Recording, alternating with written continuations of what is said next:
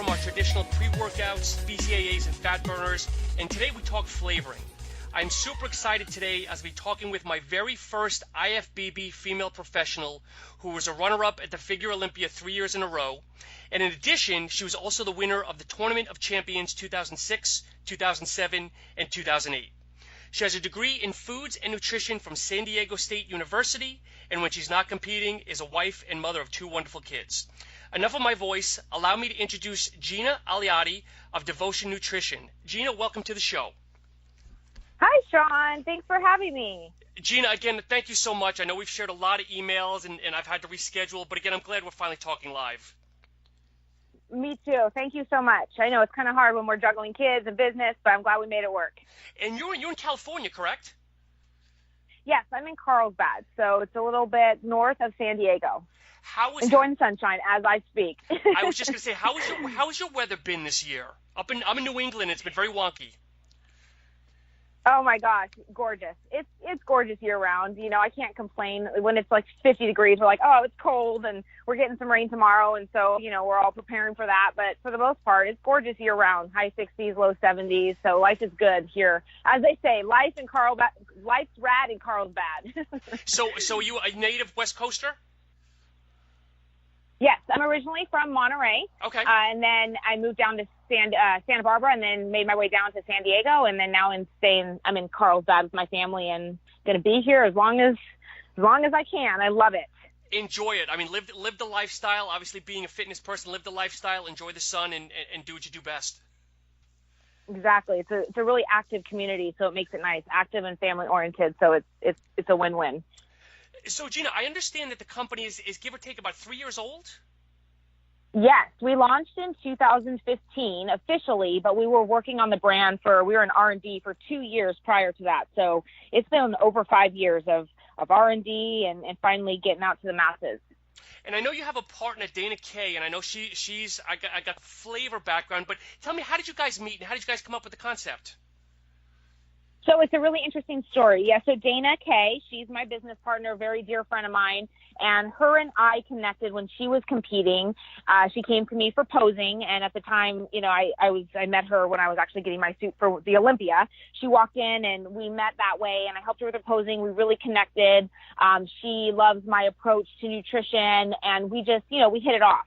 And I do fitness and nutrition. I do a lot of diet plans. I do a lot of baking, finding like a creative approach to nutrition where you can still have your cake and eat it too, make pancakes and waffles and all kinds of fun stuff. So I do that, and she has a flavor industry background. So she's 3rd generation in the flavor industry. Her parents have a flavor company, and they flavor beverages and whatnot. And so she always had the idea to do, when she was competing, she's like, gosh, there's got to be a way to make this food more flavorful, this oatmeal, these yams, you know, all this stuff. There's got to be a way. So she actually kind of called to the lab and had them create some flavors for her, and she made her own prep, you know, wonderful and tasty, and always had the idea to bring this to market, wherein back in the day she had called it fit flavors. Okay. And but then it kind of got put aside because she's a mother of 3, including twins. Jeez. And so life got busy. Yeah. So life got busy, and her and I still continued to connect. She would come to me for nutritional programs and whatnot. And then one day she called me, and she's like, hey, you know, I've got this idea, and I want to pitch it to you. And so she had the wonderful flavor idea, and I said, Dana, it's amazing. I mean, her and I both, we are volume eaters, which we can talk about later, but we love lots of food, and we love flavor. And I said, it's wonderful. I'm a big stevia person. So we kind of went on that path to create what are now Flex flavors. And in the meantime, I told her, you know, I'd always wanted to create a protein because with all my baking and everything that I do, I wanted a protein that would do what I wanted to do, bake without losing the moisture. And, you know, when you create a recipe and then you tell somebody to make it and they make it with the wrong protein, then your recipe turns into cardboard, and that's not what I wanted. Sure. So I told her, I said, well, what do you think about, you know, creating a protein? And meanwhile, as I was talking to her about that, she had a very horrible situation where she found out that a protein she was using for years and absolutely loved was amino spiked, and basically what she thought she was getting. Yeah. So she thought she was getting, 30 grams of protein when she was really getting like 12 grams. Yep. And so that kind of opened up the door to, her and I are all about quality and really creating things from the ground up. And so we started having the conversation about doing a protein powder and how cool that would be to have one protein or a couple flavors and then have this huge line of flex flavors where you can flavor your protein. You don't need to have a million tubs. And then her and I both love something called fluff, which is where you create this massive amount of protein ice cream out of your protein, but very few proteins do it. And the only way that you can get a lot of them to actually fluff is to add different things to the protein, different gums and whatnot, but then that causes GI issues. And so that was kind of how the conversation got started. And then we just kind of went to work, went into R&D. It took us 2 years to perfect the flavors, perfect the protein that did exactly what we wanted it to do, not only in, baking and fluffing, but also had the best quality with digestive enzymes to also help people so that they could still have protein and not get all the gas and bloat and all that stuff. So that's really how it started and began, and the rest is history. We're just continuing to produce new flavors, and it's been amazing. So I want to ask, since I know you've got two kind of lines, so I want to talk a little bit more about the protein, because first off, you've got two flavors that I don't think, I should say one at least I've never seen before. Angel Food Cake. I think you guys might be the only person that's ever launched that flavor, correct? Or am I mistaken? Yeah. It's not a common flavor. I don't know if we're the only, but definitely it's not your typical vanilla flavor. It really literally tastes just like an Angel Food Cake, and it's a great canvas for all of our flavors. So like I said, by itself, it's incredible, but it was just such a great canvas. It's very neutral. So when you add the different flavors, it really takes the flavor of whatever flex flavor you add to the protein. Gotcha. And it's two main sources of whey protein isolate and casein, correct? Yes, it's a whey casein blend, and we got that perfect blend of those two, but also of the digestive enzymes and the different things that we needed in order for it to be able to fluff and do everything, but without getting the gas and bloat. But it's a beautiful blend so that you can still have it pre-post workout. So you've got the slow and the fast digesting proteins. Gosh, so how long did it take you guys to formulate something like this to actually make it, I guess, baking ready? Maybe that's not the right word, but baking friendly. Well, it took us some time, and it's interesting because we would get our samples back and we would try them and we'd be like, oh my gosh, this tastes amazing. But then we would try to blend it and fluff. You'll become familiar with this term, but we would try to fluff it and it just was too icy and it wasn't creamy enough. So even though it tasted good, we're like, nope, that's not it. And then we would get it back and it would be close, but not it. And so it took months and months. And then, of course, we had to try the baking side of it too. So even if it fluffed right and then it tasted great and it didn't cause the digestive issues, we needed to make sure that it baked and still kept the moisture. Yep. So it took us, like I said, we were in R&D for 2 years and we didn't stop until it was right. And I think we've really set the tone and created a solid foundation now for everything that we do, where we put our all into everything and we don't stop. There's so many times where we're like, I think this is it. And we're like, no, Gina, or Dana, we got to be patient and we have to do this right, because when we bring this to market, there's so many different proteins out there, and the flex flavors really set us apart. But in terms of protein, we've really set ourselves apart with the protein because of not only the versatility, but the fact that people who, so many people have all these digestive issues with lactose, and the beautiful thing is they're able to use our protein, and we are very confident that it's because of the quality protein that we're using. So Gina, I know you mentioned earlier how Dana was heartbroken by finding out about the protein she was using. Are you guys third-party tested or anything? We are going to go through that process. Excellent. Because yes, absolutely. Because we do have, we've had people that have approved it and looked at it, but we want to have that hard data because that is huge. And I don't believe people understand, what really goes into protein. And even if a protein's not amino spiked, then there's so many other proprietary blends or things that people put into the protein. Now that we're on the other end of actually manufacturing, it makes sense to us why companies do what they do. Because we're like, okay, in order for them to make $1, they're going to do A, B, and C, but we're not willing to risk that, with our products. I'm going to ask you a question, because one of my favorite things to do is my afternoon sweetness is I actually make a cup of coffee and I throw in a scoop of protein in it. And it's very rare that I can find a protein that does not clump in my coffee. So have you guys tried that? How does that work? Oh, okay. So this is the hard part of this conversation is it can go on and on because the best thing about our protein is that it's so versatile. On the flip side, it's so versatile that it's hard to have a simple conversation because our protein does it all, including makes the best coffee creamer. So in your situation, you have got to try it in your coffee. You just take a half a scoop of we call it a devotion latte. You take a half a scoop of our protein, you blend it up with about 4 to 6 ounces of water, add a flavor if you want, like a creme brulee or Italian almond cookie or coconut biscotti, whatever you're in the mood for. Yep. And you blend that up, you pour it over your coffee, and it makes the most amazing protein, latte with 10 grams of protein and no sugar, which is the beautiful part. That's awesome because that's how kind of like because I'm on a keto diet, so that's almost like my I guess my indulgence for the afternoon and my pickup also is a nice cup of coffee and that. So yeah, I'll definitely have to try that. So if you don't mind, let's talk a little bit obviously about the flex flavors because I know you've got a real robust catalog of that. I guess my first question, do people automatically think that this is a drink flavoring system versus more of a food when they first look at this? You know what, Sean? Yes, we are in the process of making a lot of changes right now, and part of that is because we've learned after 2 years, it really is such a simple concept. It's flavored stevia. You add it to your food, just like you would add a packet of Splenda or stevia. Yep. But because it's a new concept, it's a great thing for us, but it's also, on the flip side, hard because it's taken a lot of education because the first thing people think of is this for your water? It's like a Crystal Light pack. And exactly. So we've had to really dumb it down to say this is flavored stevia. It's flavor for your food. There are people that do add it to their water, but it's not meant for water because it has a gram of prebiotic fiber. So it can work, but it doesn't dissolve perfectly because of that added fiber. So we don't market it that way. But yeah, our line. We have 15 flavors right now, and add it to oatmeal. It's really endless. You can add it to everything from oatmeal to pancakes, waffles, as simple as changing the flavor of your shake, over sweet potatoes. Our maple bacon is amazing over vegetables. You can add them to iced teas, just even black coffee. It's quite endless what you can do with the flavors. Anywhere you want to add flavor, but cut the sugar and cut the calories, Flex Flavors is there for you. So are you saying that this can be, like if you're baking, can this be used in substitute of sugar or no?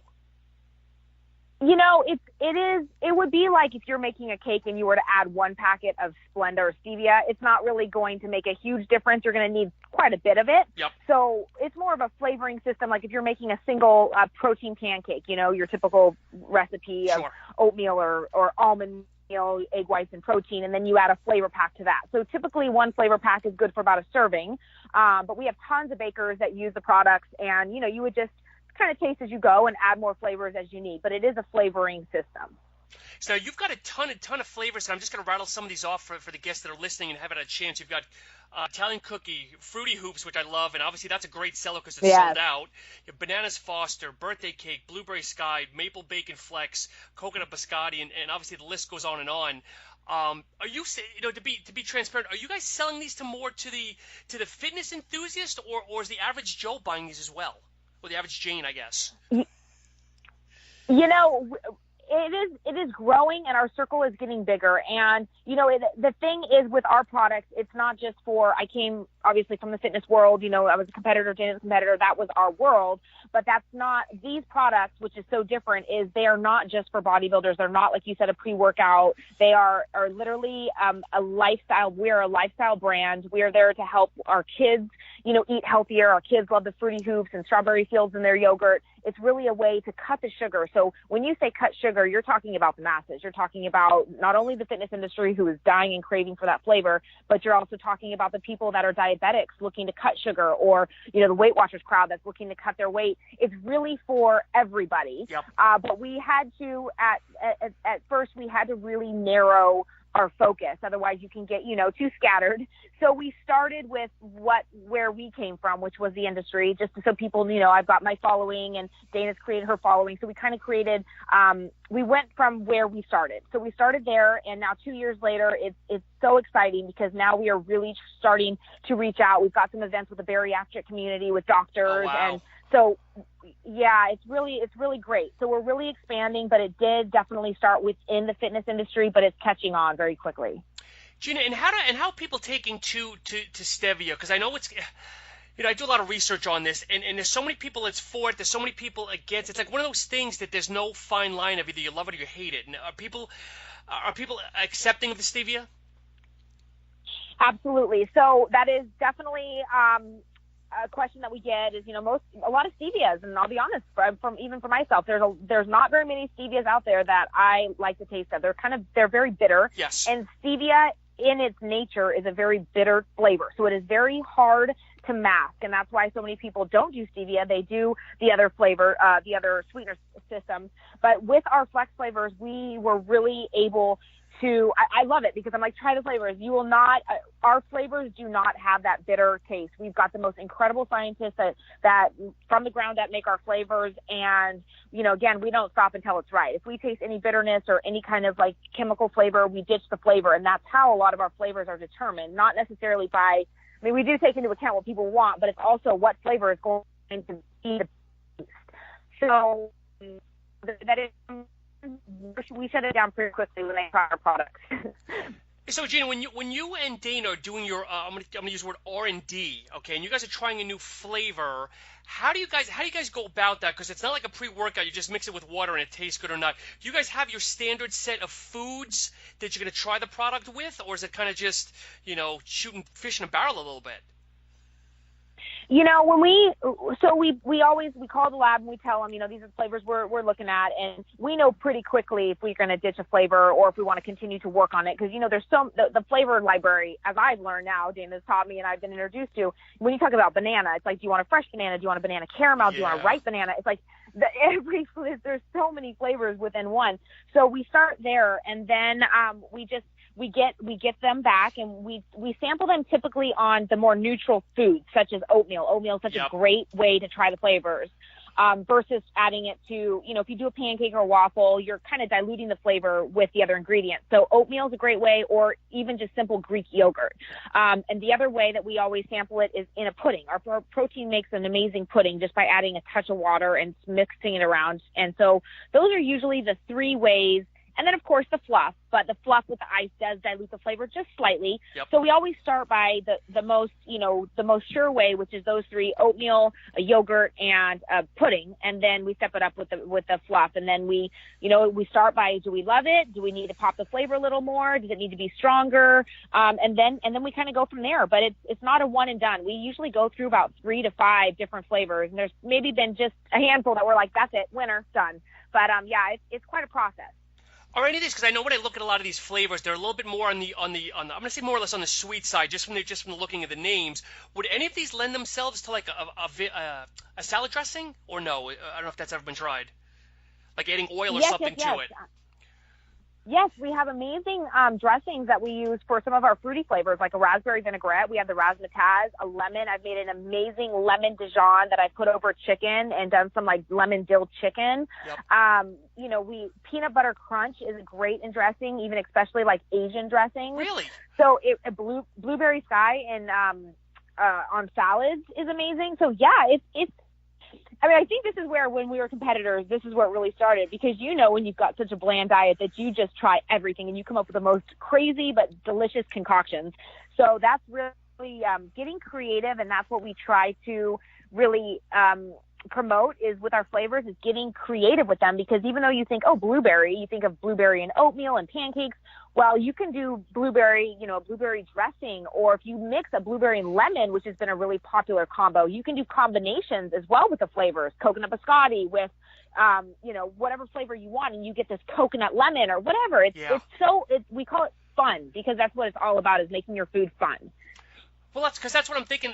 Because even though I competed many years ago in the 90s, I still eat kind of like a bodybuilder. Not as much, but I still try to eat very clean. And I do go through my plain oatmeal, and like my indulgence is throwing on some kind of fresh berries. So something like this would probably lend itself, well, not would probably, but definitely would lend itself very well, I'm sure, in almost any flavor, especially with oatmeal. Yeah. Exactly. No, all the flavors. And, we are leaning more towards the sweeter, because through the years that we've been out, we've realized that, I mean, as a nutritionist, like fruits are not bad for you. I mean, they do have sugar, but a little bit of fruit is not going to hurt you. So we really want to focus on the things that you are absolutely non-negotiable. You cannot have these in your diet, or you can in moderation. But the things like, like a coconut biscotti. I mean, can you have a biscotti cookie all day, every day? No, but with flex flavors, you can. So we're kind of leaning more towards the sweeter, the things that are kind of people see as the no list, such as Fruity Hoops or all those things. So it's been fun to also kind of get the feedback from everybody and kind of learn as we grow.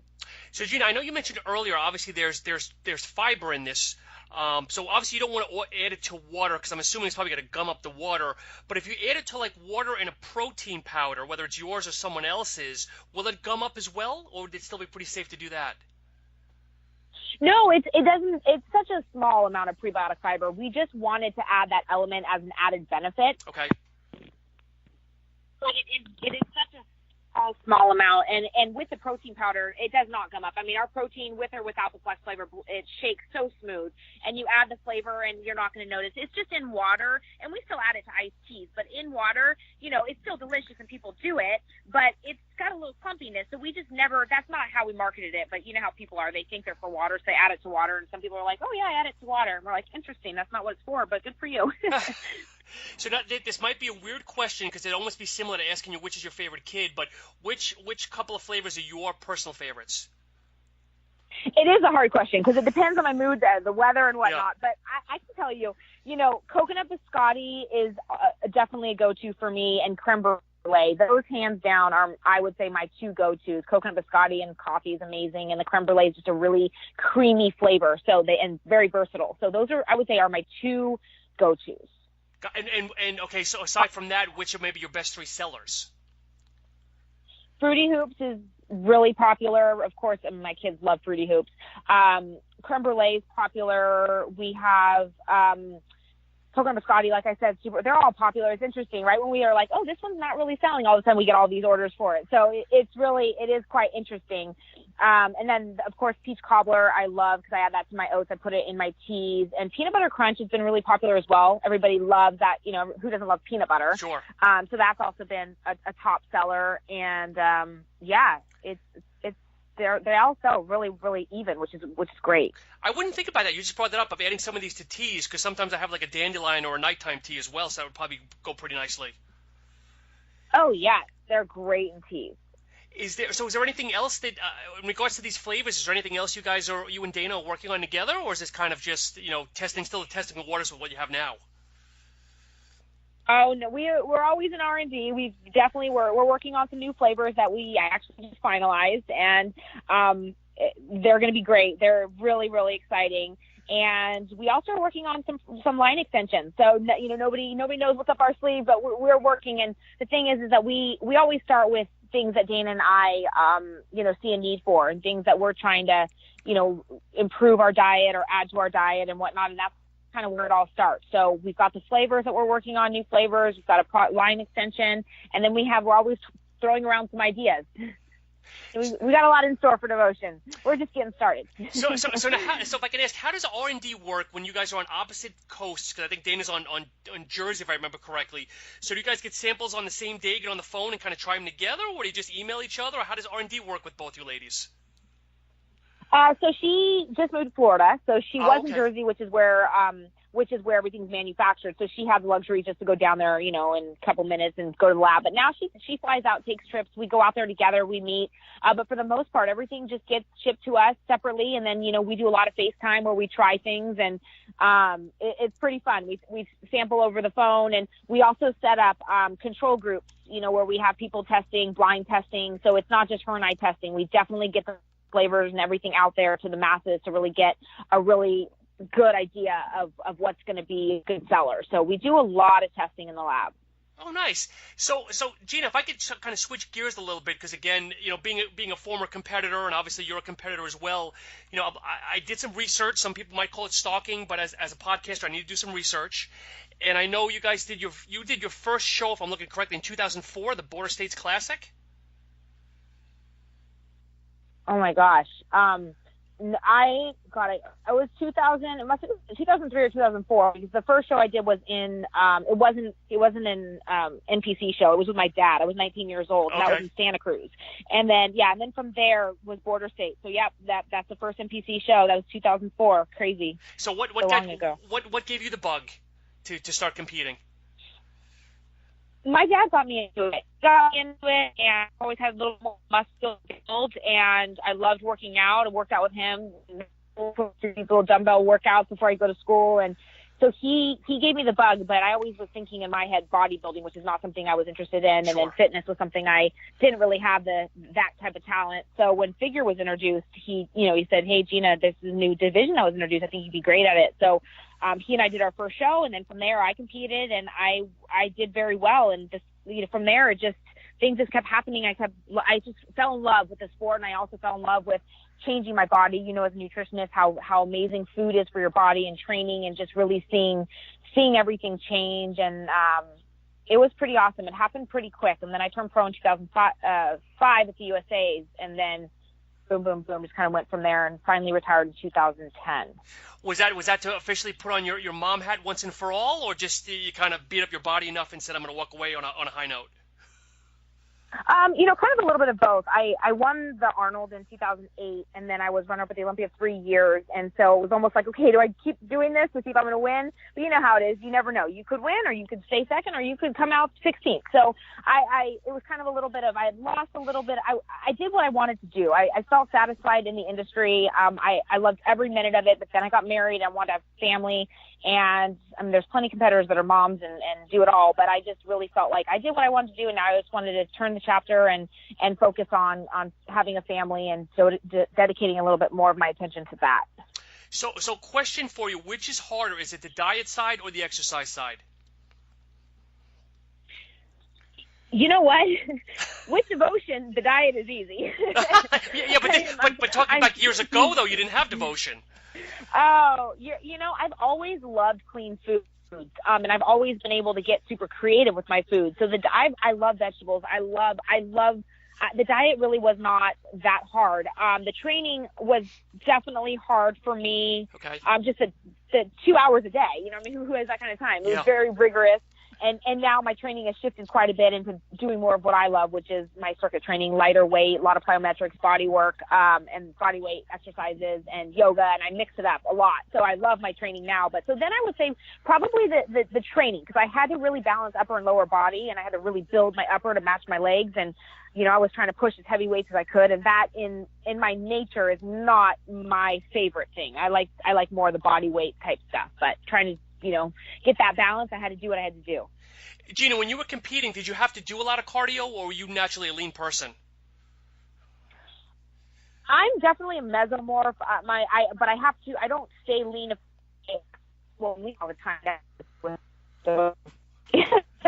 But no, I did more cardio because I believe in food. So I believe in feeding your body, but then doing the right amount of cardio to kind of burn off the body fat. So I'm never like starving myself and overdoing cardio. So I think I was up to about 245s a day at my peak. Wow, okay. But I was in the zone and loving what I was doing, and more so for me it was more so obviously to burn the body fat and whatnot, but to stay in that zone, just that mental that you get from the cardio is crucial for me. So I would get up, do my morning cardio, just became a part of my day, and then finish off the afternoon with cardio. And it was a good mix of probably about 2 to 2.5 hours a day when I was competing. Now I'm like 45. So here's another question. It's an open debate that I always like to ask everybody, people that have competed. Do you believe in fasted cardio or non-fasted cardio? I do believe in fasted cardio, but again, my philosophies are not just for the physical, but the mental aspect. I do think fasted cardio I would never do HIIT on an empty stomach, but I do believe in that steady state cardio first thing in the morning to really set your brain, get your body going, get the metabolism moving. So for me, it is, it's got the fat loss benefits, but also the mental benefits of morning cardio first thing in the morning, get it out of the way is so beneficial. So I am a firm believer in it, but again, I would never do like HIIT or sprints or any Tabatas, any of that kind of stuff on an empty stomach. Gotcha. No, because when I competed, I was of the adage as well as get up first thing in the morning, you're using all your fat stores and everything else. But then there's people that are on the side of the fence that are saying, well, the studies that they're reading is you're actually muscle wasting. But I was always of the essence myself is I do 30, 45 minutes at like 3.5, 4 miles an hour on a treadmill, where it's more of a fast walk. I'm never running, so I always like to get everybody's 2 cents on it. Yeah, and I think obviously for competing is different. Now I don't do fasted. It just doesn't work for my schedule. By the time I get my kids off, it's 9 o'clock, and I'm not going to go that I wake up and eat first thing. But when I was competing, it's, it's like you said, it's waking up. It's that really slow, get the body moving, really start to burn up the fat stores. Yep. With the longer duration, and then blasting it later in the day when you've got the food in you with any kind of sprint work and stuff like that. Gina, what advice do you have for people that are still young, that are looking at competing, whether it's the bikini, the figure, whatever it is? What advice could you lend or offer to people?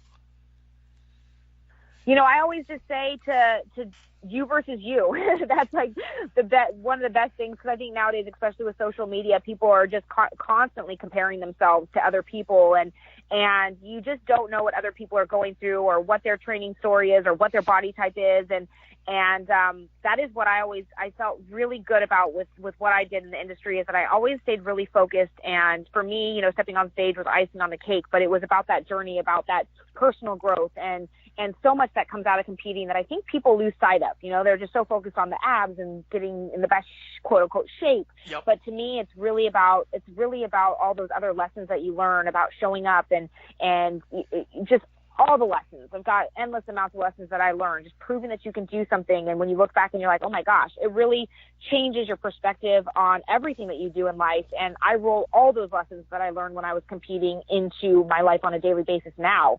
And so I think that is just a huge piece of advice I would just tell people. Is, as long as you're doing better today than you did yesterday, and focus on you, and don't compare yourself to other people, please. And don't get on these forums and boards and look at pictures and why am I not this and that, because there's so much more that comes out of it than just physically what you appear on stage. I don't want to compromise, and if you're not comfortable, just kind of bow out, but do you feel in general, that the industry is progressing, or is it kind of regressing a little bit when you look at the figure and bodybuilding as an entity?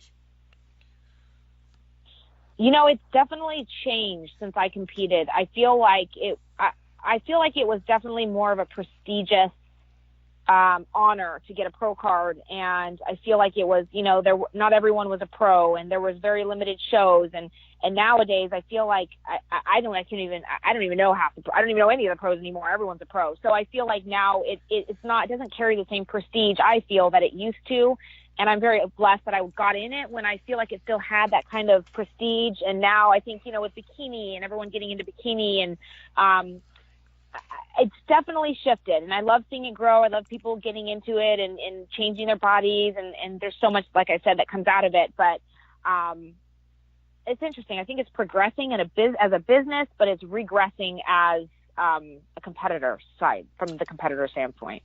No, I understand. That makes sense. I do, and I'm actually friends on Facebook, and I actually chat with some of the former pros of yesteryear. And I know that's one of the bigger gripes nowadays is when you look at pro cards in general, they're given out to almost anybody and everybody. Where back from a male standpoint, there was basically 2 or 3 shows. There was like a handful of pro cards given out, and now it seems like at every level, at every show, there's a pro card given out, which is good and bad, I guess.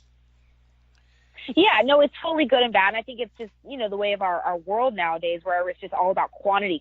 And I continue in everything I do in my life with my clients and our products. I mean, we're such a perfect example of quality over quantity. And I just, we just stand behind quality. And so I would rather have more quality, less quantity, but just, it's the world we live in now, where it's more. And, everyone's just trying to get bigger and grow in every area. So it's just kind of, I think, part of our day and age.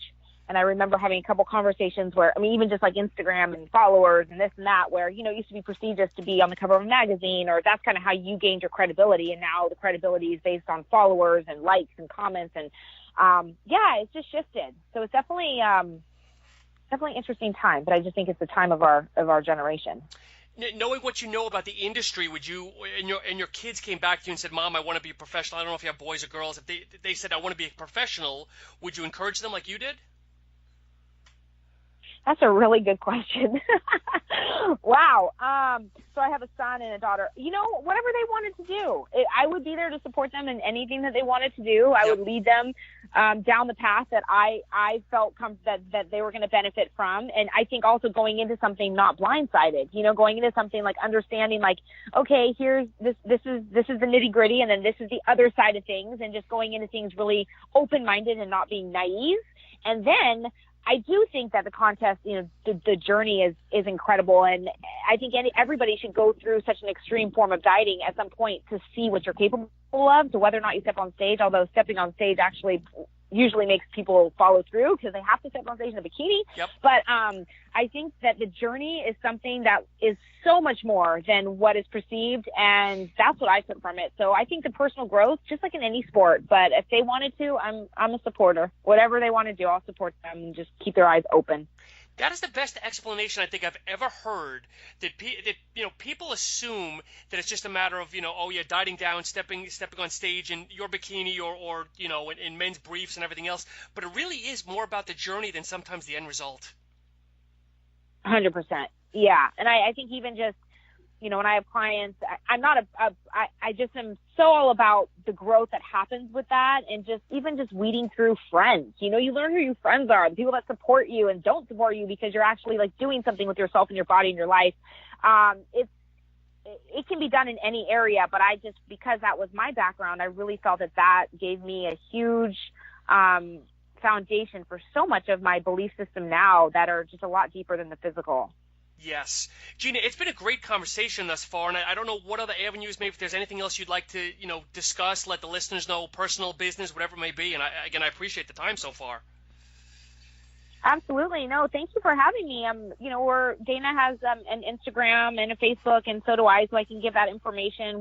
We're very hands-on with our brand, and we love the interaction. We obviously are growing, and but one thing that remains true to her and I is that we want to we never want to be behind the scenes completely. We're a very family-friendly lifestyle brand, and it's important to us that we get to know our followers and our believers. So Dana is Dana K and DLK Fitness on Facebook, on Instagram, Dana K.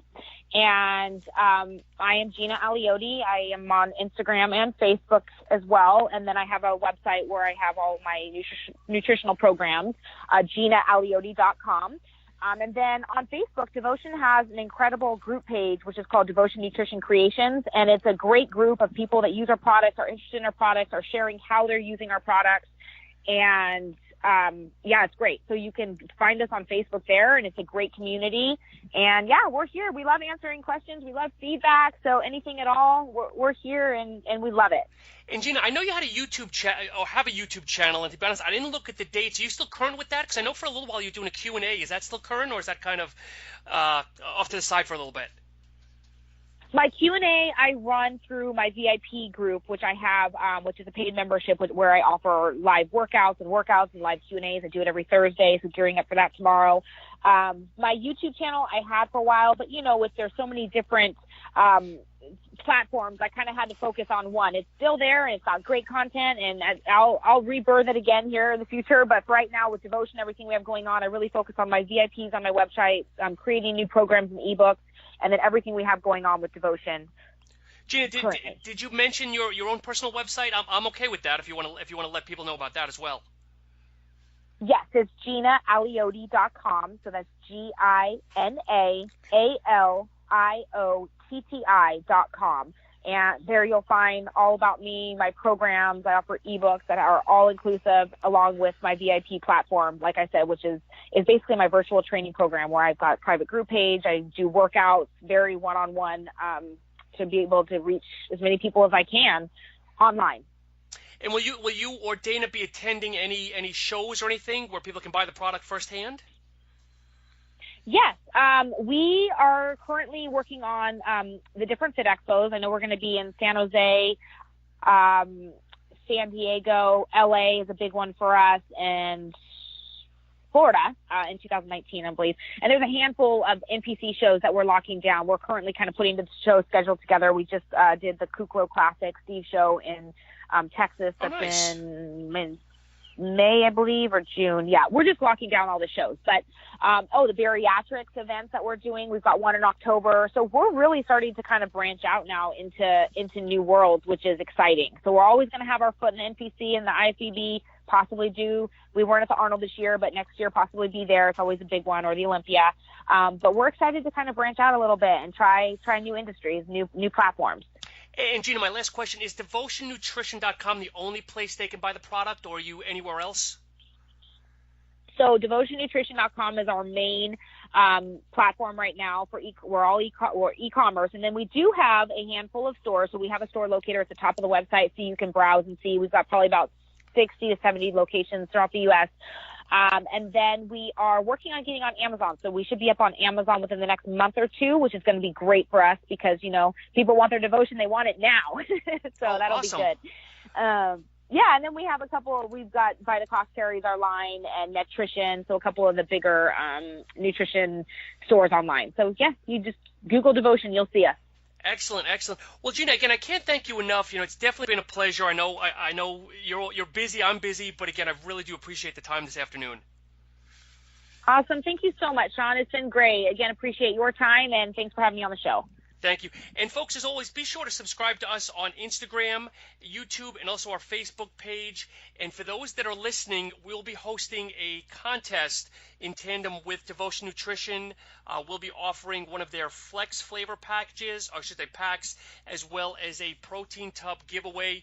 So be sure to follow us on Instagram and Facebook and look for the contest that'll be upcoming soon. As always, we appreciate your time, and have a great rest of the week.